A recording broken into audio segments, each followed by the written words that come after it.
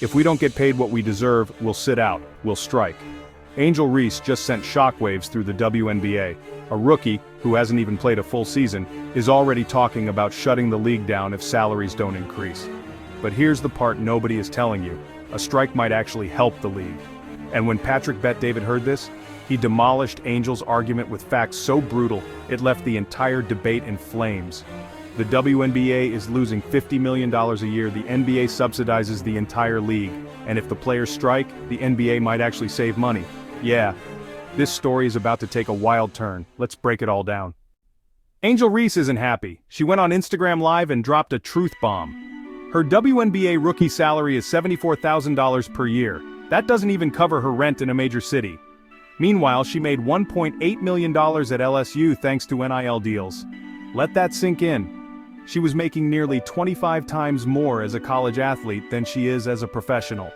And that's when she made her biggest mistake. If they don't give us what we want, we're sitting out. That's a real possibility. Hold up, did she just threaten to strike over salaries? In a league that's been hemorrhaging cash for 27 years? Patrick Bet-David couldn't believe what he was hearing. And when he broke down the WNBA's finances, it was game over. The hard facts. The NBA makes $11 billion a year. The NFL makes $17 billion.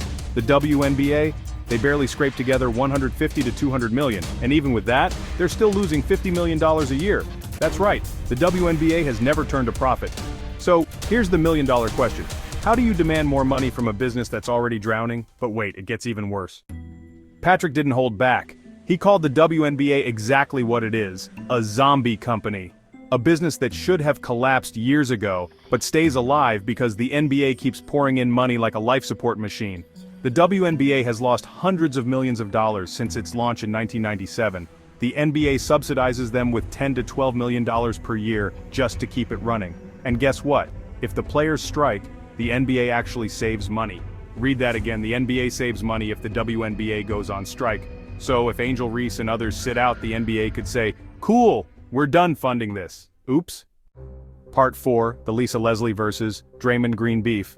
But Angel Reese isn't the only one making wild demands. WNBA legend Lisa Leslie suggested that NBA players should just donate money to increase WNBA salaries. Her exact words: "Maybe one night y'all don't go to the casino, bruh."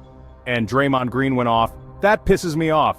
Nobody supports the WNBA more than NBA players."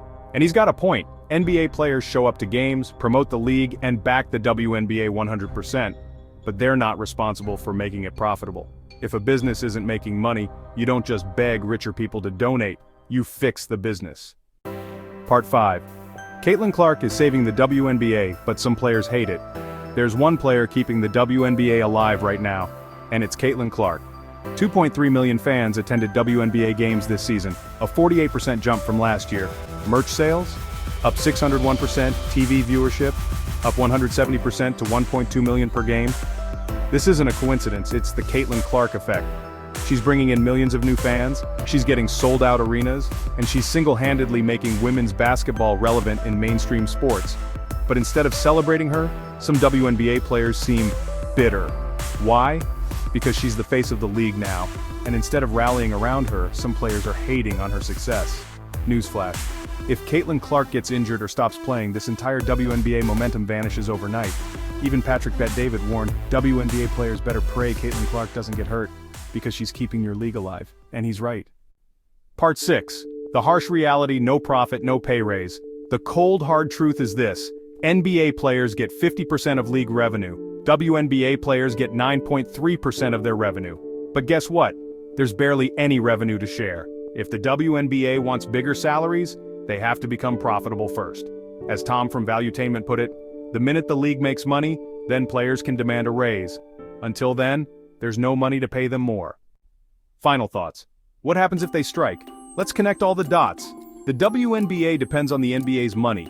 The NBA is losing millions every year keeping it alive. If WNBA players go on strike, the NBA saves money. Caitlin Clark is their only hope for growth.